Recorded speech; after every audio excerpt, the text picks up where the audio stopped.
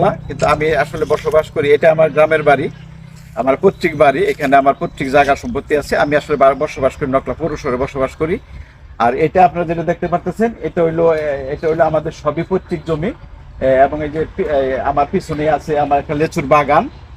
এই বাগানটা আমি কয়েক বছর ধরে করছি। আজকে সকাল 9টার দিকে লেবার আসছিল এগুলো ছুটি দেওয়ার জন্য, বাগানটা প্রোটেকশন দেওয়ার জন্য আসছিল।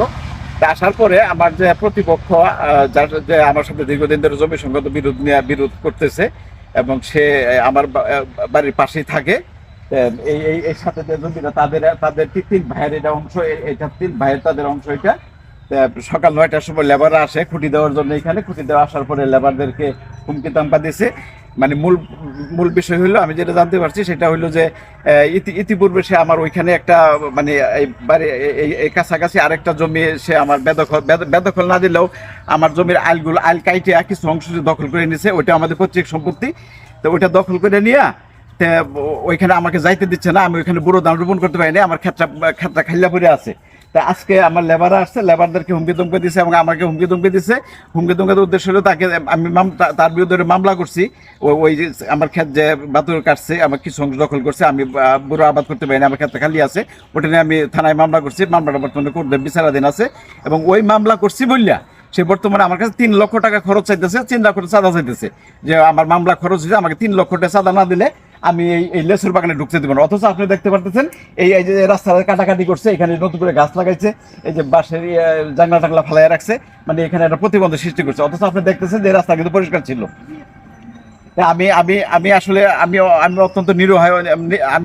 আমি আপনাদের কাছে আপনাদের মাধ্যমে আমি আমি আইন প্রয়োগের সংস্থার কাছে আমি সুষ্ঠু বিচার চাই, এই চাঁদাবাজের সুষ্ঠু বিচার চাই। এবং সে আমি আমার অবস্থা, আমি দীর্ঘদিন ধরে আমি আমার বাসা বাড়িতে ঢুকতে পারতেছি না।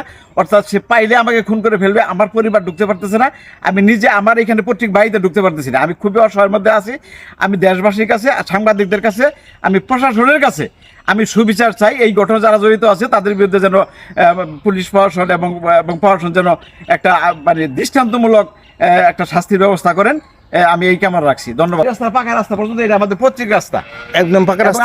আমার দাদার জমির উপরে রাস্তা, আমার বাপ চাচারা 3 ভাই, কিন্তু এটা আমাদের পাকা রাস্তা বন্ধ করছে না, মেইন রোড পর্যন্ত দূরছে। এটা এই রাস্তাটা এই যে কখন দিছে এই রাস্তাটা দিছে, মানে ওই যে আমার প্রতিপক্ষ বেলায়েত হোসেন আমার চাচাতো ভাই, সেই আমার সাথে বিরুদ্ধে জড়াইতেছে এবং সেই এখন 3 লক্ষ টাকা দাবি করতেছে। কারণ ইতিপূর্বে সে একটা মামলা খাইছে। মামলা কারণ হলো যে আমি আমার খেতে গেছিলাম চাষবাস করার জন্য, সে ওই থেকে বাতুর টাতুর কাটতে আমাকে মারধর করে হাসপাতালে ভর্তি করছে। এবং পরবর্তী আমার জমির কিছু অংশ কাইটা নিয়েছে কাইটা নিয়ে সেটা আমাকে ওইখানে খেতে যাইতে দিতেছে না।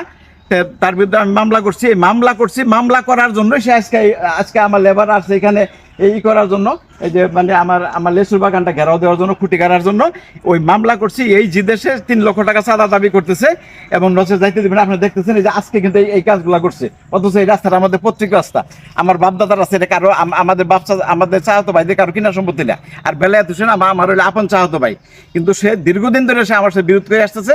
আমার বাড়িঘর মানে বেদখলের চিন্তা ভাবনা করতেছে, আমার পৈতৃক বাড়িঘর বেদখলের চিন্তা ভাবনা করতেছে এবং আমাকে জানে মারিয়া ফেলিবে। এবং আমি এই জন্য আমি ভয়ে আমি বেশ কয়েক মাস ধরে আমি এখানে বাড়িতে ঢুকতে পারতেছি না। ও ছুরি চাকু নিয়ে ড্যাগান নিয়ে ঘুরে আমাকে মারধর করে। আমি কিন্তু সত্যিকার অর্থে আমি বাড়িতে আসতে পারতেছি না। আপনারা দেখেন পরিস্থিতিটা যে এইভাবে বাপ দাদা রাস্তাকে বন্ধ করে দেয় কিনা। আর আপনারা দেখেন যে রাষ্ট্রের কোন আইনে একটা মানুষের মানে জমিতে প্রবেশ করতে পারবে না, রাষ্ট্রের কোন আইনে একটা মানুষ তার বাড়িতে ঢুকতে পারবে না, এটা রাষ্ট্রের কোনো আইন আছে কিনা এটা আপনাদের বিবেচ্য বিষয়। আমি আপনাদের মাধ্যমে, সাংবাদিকদের মাধ্যমে আমি দেশবাসীর কাছে আমি বিচার প্রার্থী এবং প্রশাসন যেন একটা সুবিচার করে। আমার যেন জীবন নিরাপত্তা দিয়েছে প্রশাসন। আমি নিরাপত্তাহীনতায় ভুগছি, আমার পরিবার নিরাপত্তাহীনতায় ভুগছি। ধন্যবাদ।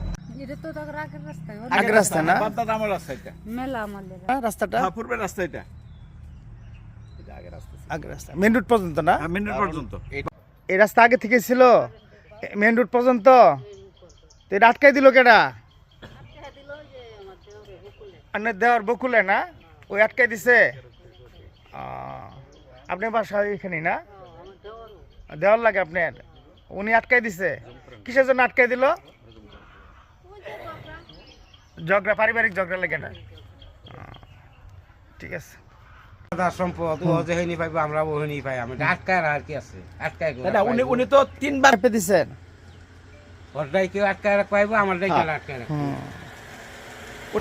কিন্তু ঘটনা হইলো বাপ দাদারা যেভাবে চইতো বাতুরটা ওইভাবে একজনে চায় আর ও মানে- চায় মানে বাতুরি নাই, বুঝতেছো? বাতুরটা নড়াচড়া করাইতে চাই, এই, ও কইতাছে নো ও কইতাছে নো এই হেনি পারতে মানে কিছু একজনে বলতেছে এটাই তো, কিন্তু আরেকজনে বলতেছে যে জনি খেতে দুজন না নাম তো আপনারা জানেনই জাহাঙ্গীর আর বেলায়েত বেলায়েত। তাহলে জাহাঙ্গীর জি, আর কি করছিলেন? ওটা না সুদানিয়াম এটা কে বলতেছে? যেভাবে আগে আসেন এইভাবে এই যে হেনি আর কোনো দম না না, আপনারা যে আমি বললাম লাগায় না না, এখন আবার কথা বুঝেন, এখন প্রথম হুতা দেম